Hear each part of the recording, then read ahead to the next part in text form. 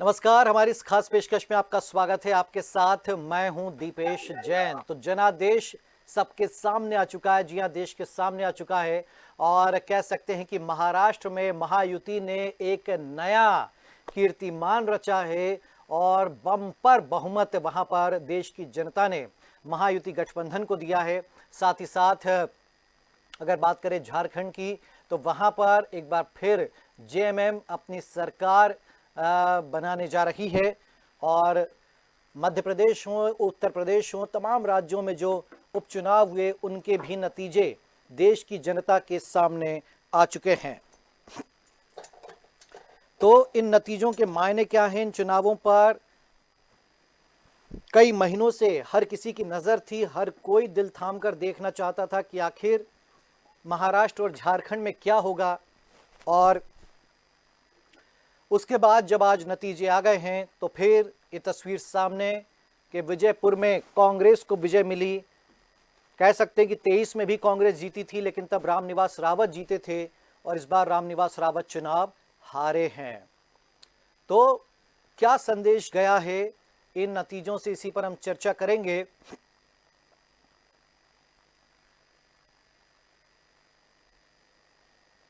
तो जोरदार आतिशबाजी का दौर भाजपा कांग्रेस दोनों खेमों में। भाजपा में खुशी महाराष्ट्र की जीत की, तो कांग्रेसी खेमे में खुशी विजयपुर और झारखंड की जीत की। तो बड़ा असंभव सा चुनाव था। महाराष्ट्र में मुश्किल लग रहा था भाजपा के लिए कमबैक करना, तो दूसरी तरफ विजयपुर में किसी ने नहीं सोचा था कि कांग्रेस ये चुनाव जीत जाएगी। लेकिन जीतू पटवारी जिस तरीके से किला लड़ाए रहे, उसने ये साबित कर दिया कि अगर पूरे मेहनत के साथ में काम किया जाए, रणनीति के साथ में काम किया जाए, तो फिर विजय आपको भी मिल सकती है।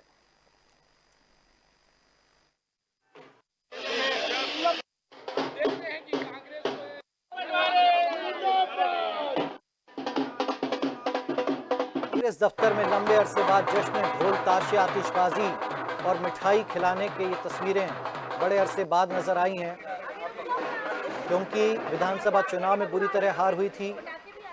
लोकसभा चुनाव में कांग्रेस की बुरी तरह हार हुई। मध्य प्रदेश में 29 सीटें वो हारी थी, लेकिन विजयपुर से उसके लिए ये अच्छी खबर आई और उसी का जश्न कांग्रेस नेताओं ने दफ्तर में मनाया।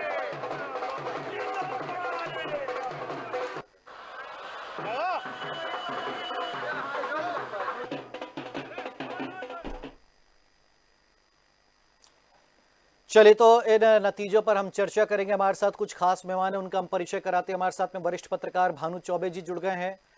भानु जी, आपका स्वागत है। हमारे साथ में वरिष्ठ पत्रकार राजेश जौहरी जी जुड़ गए, आपका बहुत स्वागत है। और महेंद्र विश्वकर्मा जी हमारे एग्जीक्यूटिव एडिटर हमारे साथ में है। सबसे पहले कमेंट भानु जी आपसे हम लेंगे। चर्चा हम कर रहे थे एग्जिट पोल वाले दिन भी, लेकिन ये फिर एग्जिट पोल गलत साबित हुए। एनडीए की सरकार तो बनवा रहे थे, लेकिन इतना नहीं सोचा था किसी ने कि 225 के पार पहुंच जाएगा महायुति। देखिए, महाराष्ट्र में जीत एक तरफा कही जा सकती है, लेकिन सारे चुनावों को सामने रखे दिनेश जी, तो कोई भी नतीजा, ये देश में जो चुनाव नतीजे हैं ये एक तरफा नहीं है। क्या मतलब है कि एक जैसा असर कहीं पार्टी का किसी पार्टी का नहीं हो रहा।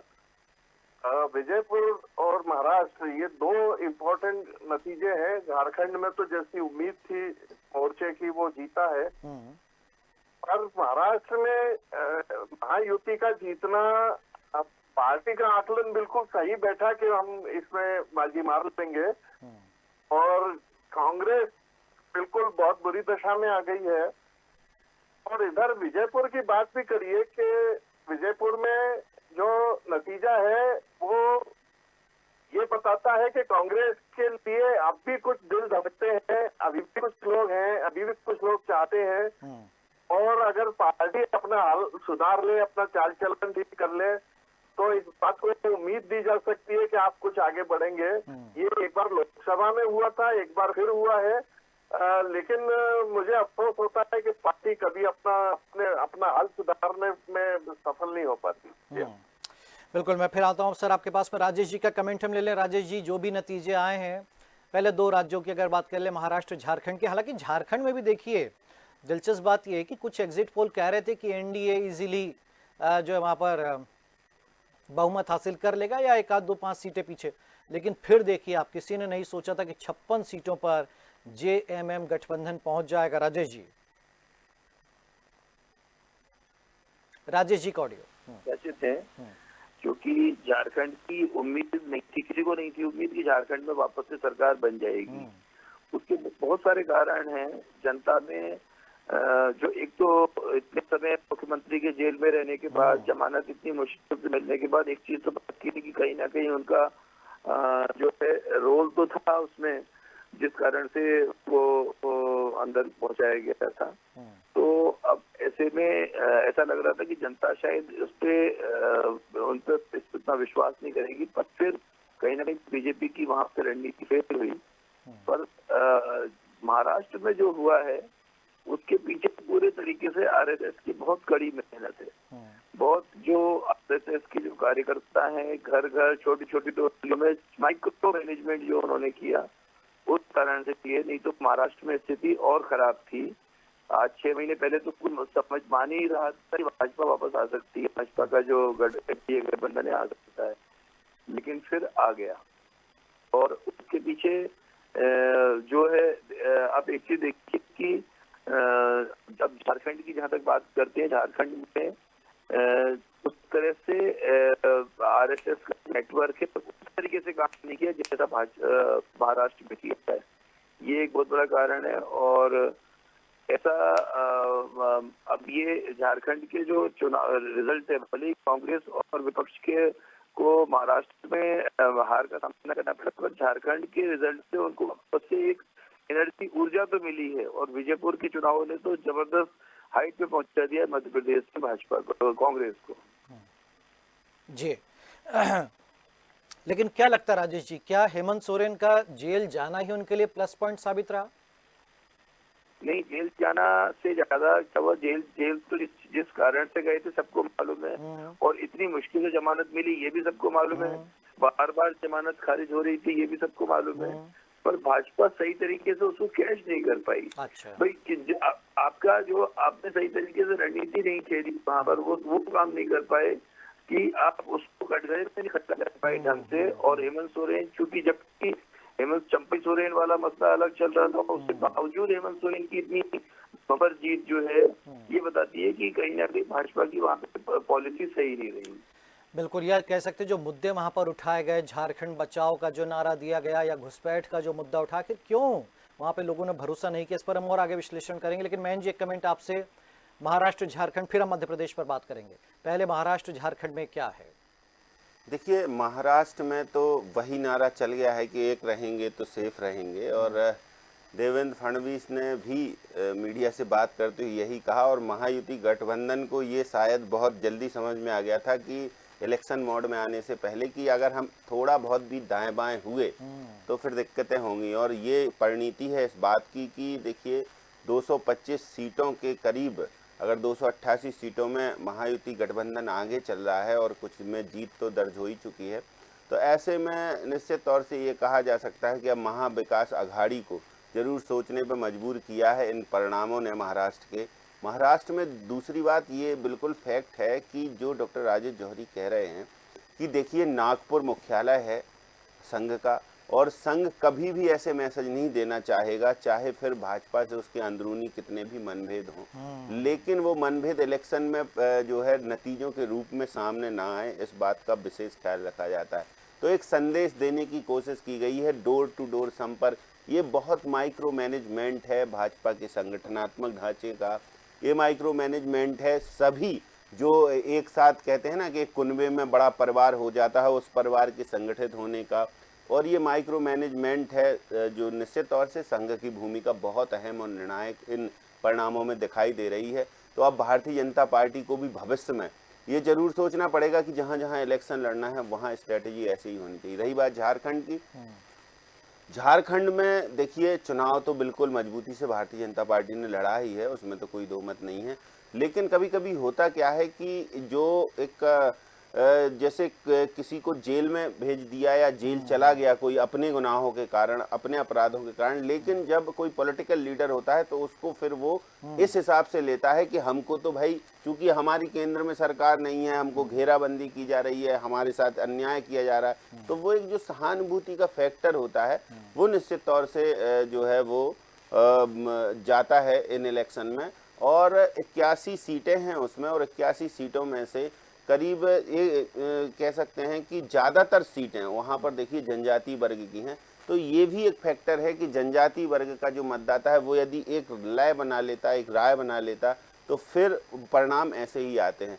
तो लगता है कि देखिए हेमंत सोरेन की वापसी में उनकी भी बड़ी भूमिका है। और फिर लगातार जैसे ही जेल से छूटे जमानत पर हेमंत सोरेन, तो फिर उन्होंने जो किया, जो घोषणाएं की, उन घोषणाओं के बदले में भारतीय जनता पार्टी के नेता उनका हो सकता है कि तोड़ ना निकाल पाए हों, क्योंकि महाविकास अघाड़ी ने जो घोषणाएं की हैं, जो अपने मैनिफेस्टो में रखा, उसका तोड़ तो पहले से ही भारतीय जनता पार्टी या महायुति गठबंधन ने निकाल लिया था और घोषणाएं की। लेकिन वहाँ थोड़ा सा लगता है कि मैनिफेस्टो को लेकर भी उनके मैनिफेस्टो में जो जो समाहित था उसका जो तोड़ है वो निकाल कर यदि भारतीय जनता पार्टी और एनडीए गठबंधन चाहता तो और बेहतर कुछ कर सकता था। फिर भी देखिए प्रयास तो सभी करते हैं, और अब अगर 48 सीटों पर वहाँ पर आगे है और 56 सीटों पर और मतलब संभावनाएं हैं कि 56 सीटों तक जा सकता है जो है झारखंड मुक्ति मोर्चा और सहयोगी गठबंधन, तो ये उनके लिए अच्छी खबर है।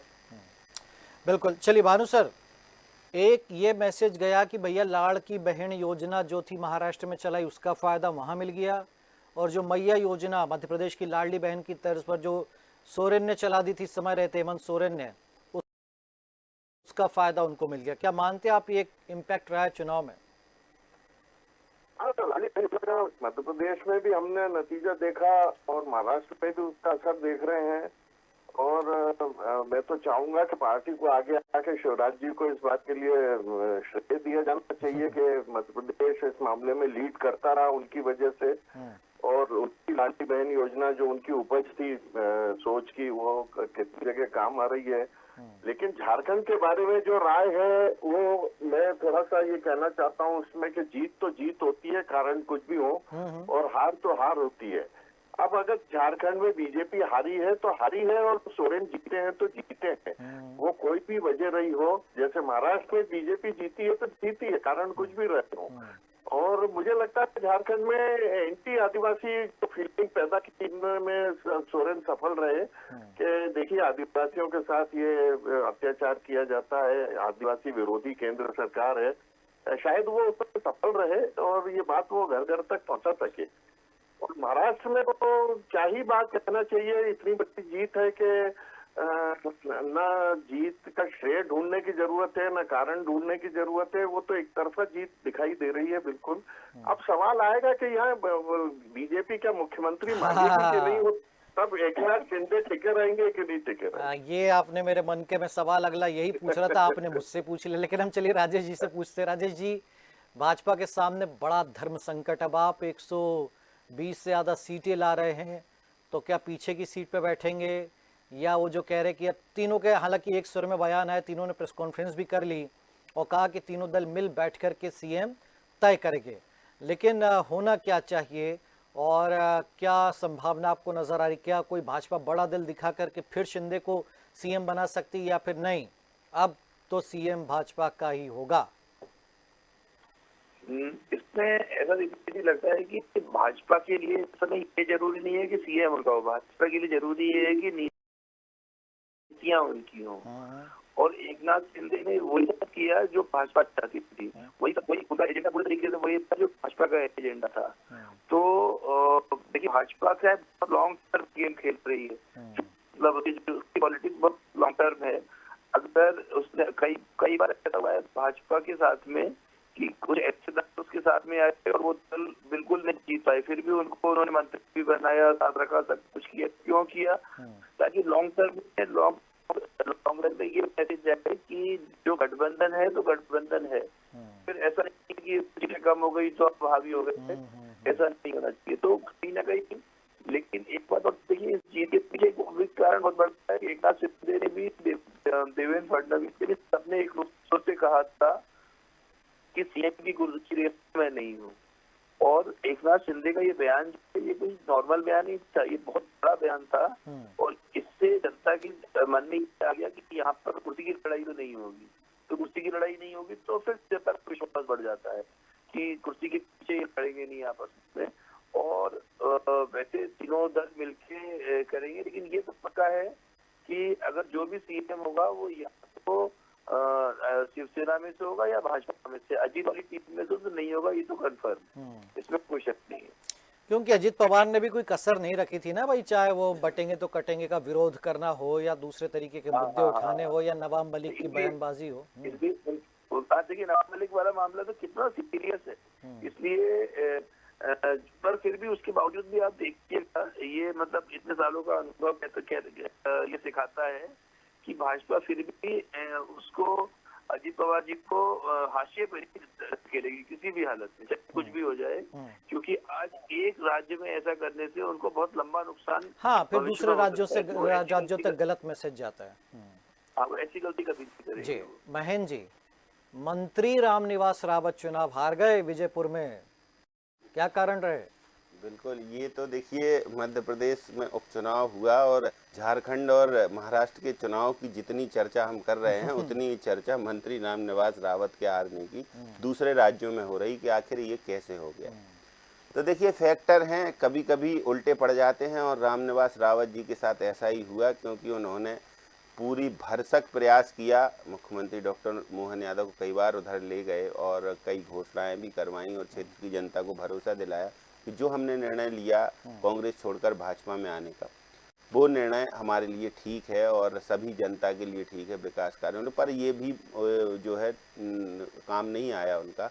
हाँ देखिए दीपेश, इसमें बहुत जो बड़ा फैक्टर है वो बड़ा फैक्टर एक जरूर है कि जो सतीश सिकरवार हैं विधायक और उनकी मिसेज जो हैं वो ग्वालियर की महापौर हैं, उनके भाई ने लोकसभा चुनाव लड़ा था सतपाल सिकरवार, और लोकसभा चुनाव में हार का कारण रामनिवास रावत जी बने थे। बहुत कम मार्जिन से वो सीट कांग्रेस हारी थी, आपको याद हो तो। पूरे परिवार ने श्योपुर में डेरा डाल के रखा था। तो इसके अलावा दूसरा फैक्टर जो हुआ वो हुआ मुकेश मल्होत्रा खुद में एक फैक्टर थे। देखिए मुकेश मल्होत्रा पहले रामनिवास रावत को जब टिकट मिला था इसके पहले कांग्रेस से, तो तब भी वो दावेदार थे लेकिन उनको टिकट नहीं दिया। वो निर्दलीय लड़े, 44,000 वोट उन्हें मिले। सहरिया वर्ग से आते हैं वो। इस बार कांग्रेस ने देखिए जैसे ही रामनिवास रावत ने पाला बदला वैसे ही वही लगभग वही दौर था कि जब मुकेश मल्होत्रा कांग्रेस में फिर से शामिल हो गए थे। तो मुकेश मल्होत्रा पर दाव लगाना था कांग्रेस को, ये तो तय था।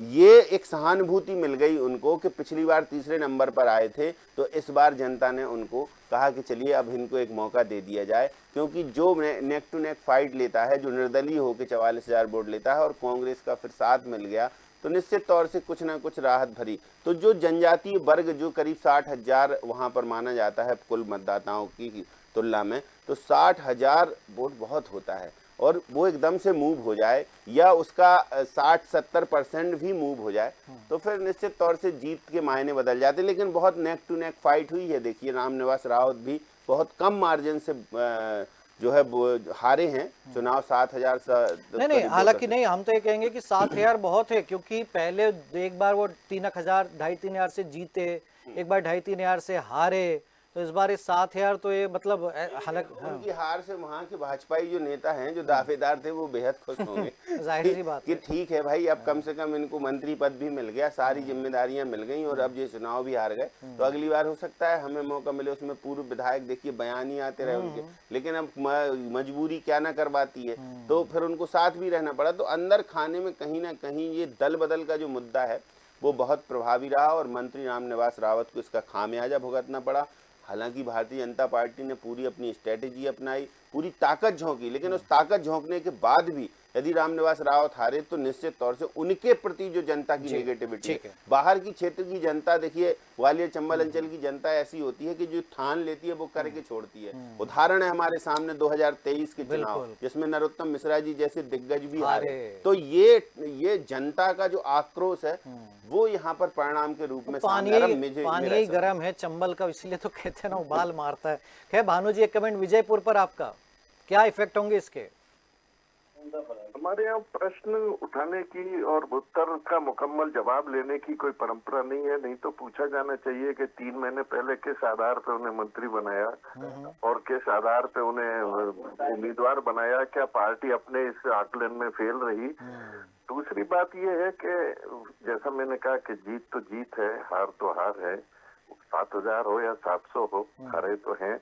और जीत तो बुधनी में भी एक तरफा नहीं है, ऐसी कोई चमकदार जीत नहीं है। शासन में और शिवराज के प्रभाव में भी इतनी बड़ी जीत नहीं है। तो बीजेपी के लिए रीथिंकिंग का, सोचने का टाइम तो है ही है। जी राजेश जी, आपका कमेंट विजयपुर पे। देखिए, विजयपुर में एक बड़ा फैक्टर है, आपने भी सुना होगा, कुछ समय से संघ के जितने बड़े पदाधिकारी हैं, चाहे वो भागवत जी हो या कोई हो, वो एक बात पर बार बार जोर दे रहे हैं कि दल बदल से जो लोग आ रहे हैं उस पर लगाम लगाई जाए, भाजपा का नुकसान हो रहा है। ये एक बहुत बड़ा फैक्टर है। और ऐसा लग रहा है कि रामनिवास रावत के जो एक्चुअल संघ के लोग होते हैं, जो संघ का जो कोर भाजपा का जो ऐसा आदमी होता है जिसको कोई राजनीति से लेना देना नहीं है, पर वो कहीं ना कहीं संघ का कार्यकर्ता होता है, वो लोग और उनसे प्रभावित लोग, वो लोग शायद इस बार रामनिवास रावत से इसलिए दूर हो गए, और हो सकता है वो वोट डालने ही नहीं गए हो, ये भी एक बड़ा कारण रहा हो। वो कभी भी मुकेश मल्होत्रा जी को तो नहीं देंगे वोट, लेकिन वो वोट डालने नहीं गए होंगे, ये एक बहुत बड़ा कारण हो सकता है। और ये बात सही है जो भानु जी कह रहे हैं कि अगर शिवराज सिंह चौहान जी वाली सीट पे इतना सब होने के बाद, शिवराज लगातार डेरे डालने के बाद पूरी भाजपा लगी रही, और अगर कम मार्जिन है तो भाजपा को सोचना तो पड़ेगा इस बारे में कि आखिर क्या ऐसी गड़बड़ हो रही है, कहाँ सरकार। देखिए, आज तो ये थोड़ी सी मार्जिन से सीट चली गई है, पर अब अगले बार सरकार की बारी आ सकती है, जो अगला चुनाव आएगा उसमें। तो कहीं ना कहीं भाजपा को इस बारे में समझना पड़ेगा, सोचना पड़ेगा। महेंद्र जी, लास्ट कमेंट की कांग्रेस को एक नई संजीवनी। निश्चित तौर से कांग्रेस को देखिए बड़ी संजीवनी मिली है। लगातार 30 हार के बाद माना जा रहा था कि इन उपचुनाव में 31वीं और 32वीं संख्या जुड़ेगी, लेकिन 31वीं तो जुड़ चुकी है। 32वीं या 31वीं कुछ भी कह ले हम, एक जीत ये बड़े मायने रखने वाली है। जब से जीतू पटवारी अध्यक्ष बने हैं तब से पहली जीत उनके खाते में गई है। कांग्रेस मुख्यालय की ये हाल थी कि वहां पर सिर्फ 4 आदमी बैठे हुए थे परिणाम देखने के लिए क्योंकि उनको खुद भरोसा नहीं था कि हम चुनाव जीत जाएंगे। और जैसे ही उनसे पूछा चुनाव जीतने के जब परिणाम जब आगे चलने लगे मुकेश मल्होत्रा, तब उनसे पूछा तो तब भी उनको उम्मीद नहीं थी कि ऐसा होगा, कहीं परिणाम उलट ना जाए, पलट ना जाए। जब जीत का आ ही गया आंकड़ा, तब जाके कांग्रेस नेताओं के बयान आए कि बहुत दिनों बाद कुछ अच्छा सुनने को मिला है इस कांग्रेस मुख्यालय में। तब जाके फिर कांग्रेसी नेता आए, तब जाके पटाखे आए, तब जाके मिठाई आए। तो ये कह सकते हैं कि अप्रत्याशित तौर पर कांग्रेस को ये संजीवनी मिली है। और जैसे भी मिली उसमें मेहनत किसी की हो, उसमें परिस्थितियां जुड़ी हो, उसमें हालात जुड़े हो, उसमें जनता का साथ जुड़ा हो, आक्रोश जुड़ा हो, कुछ भी जुड़ा हो, जीत यानी जीत, जो भानु चौबे जी कह रहे हैं। और ये जीत जीतू पटवारी के लिए बेहद संजीवनी साबित होगी तब जब ये सिनेरियो हम देख रहे हैं, जीतू पटवारी पर बड़े नेता शिकंजा कस रहे, जब जीतू पटवारी लगातार सवालों के घेरे में हैं कार्यकारिणी को लेके। तो अब थोड़ा लगता है कि जीतू पटवारी एक एनर्जेटिक अध्यक्ष के रूप में एक संदेश देने जाएंगे जरूर कार्यकर्ताओं को। और पूरे प्रदेश में जो दल बदल कर रहे हैं नेता, उनके लिए संदेश है ये कि आप दल बदल कर लीजिए, लेकिन जनता यदि चाहेगी तभी आप दल बदल में सफल हो पाएंगे। कमलनाथ का मुझे याद आ गया आपकी बात से। देखिए इस हार से बीना में तो बंद खत्म, हमें लगता है सपरे तो अब शायद ही कुछ सोचे कि कुछ राहुल गांधी कहते हैं ना, खत्म, टाटा बाय बाय, ये हो गया बीना में। हमको लगता है निर्मला, लेकिन निर्मला सपरे फंस गई है बुरी तरह। ना कांग्रेस उनको अब दोबारा लेना चाहेगी और भाजपा तो बिल्कुल अब एक उपचुनाव के लिए तैयार ही नहीं होंगी। लेकिन कमलनाथ ने एक ट्वीट किया था, याद करना चाहिए हमें, उन्होंने कहा था आपका एक वोट ये दल बदल की बीमारी खत्म कर सकता है। तो हमें लगता है कहीं वो बात काम तो नहीं कर गई है। और देखिए ना कि अब इन नतीजों के बाद कौन भाजपा चाहेगी कि भाई फिर कोई नेता आए, फिर हम उसको इस्तीफा दिलवाएं, फिर उपचुनाव हो, फिर हम हार जाएं। तो मतलब क्या इसी किरकिरी कराने का, नहीं? बिल्कुल। चलिए, बहुत शुक्रिया राजेश जी, भानु जी आपका शुक्रिया, महेंद्र जी आपका शुक्रिया हमारे साथ इस चर्चा में जुड़ने के लिए। तो जनादेश सामने, भाजपा कांग्रेस सभी इन नतीजों पर जरूर मंथन करेंगे और फिर क्या अमृत निकलता है इस पर रहेंगी नजरें। इस खास पेशकश में इतना ही, नमस्कार।